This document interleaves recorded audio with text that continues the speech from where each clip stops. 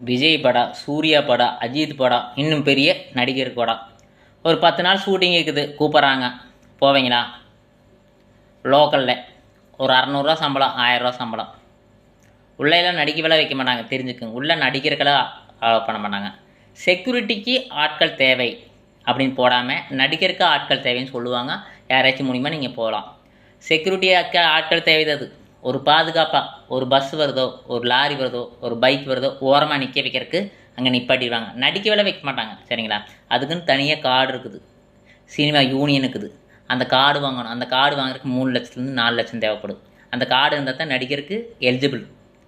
அந்த கார்டு இல்லைன்னா எலிஜிபிள் கிடையாது. ஒரு சிலர் நடிக்கலாம், அது ரொம்ப ரெக்கமெண்ட் இருந்து ரொம்ப நாள் சினிமாவுக்கு வேண்டி தேடிட்டு இருக்கிறவங்களுக்கு போடுவாங்க. இங்கே லோக்கலில் வில்லேஜ் இருக்கிற பசங்களாம் போட மாட்டாங்க. தெரியாமல் போய் மாட்டிக்காதீங்க. 1000 ரூபா வந்தாலும் நடிக்கிறதுக்கு வாய்ப்பு கிடைக்காது, போய் நிற்கிறதுக்கு வாய்ப்பு கிடைக்கும். தெரியாமல் பிடிச்சிருந்தா ஷேர் பண்ணுங்கள்.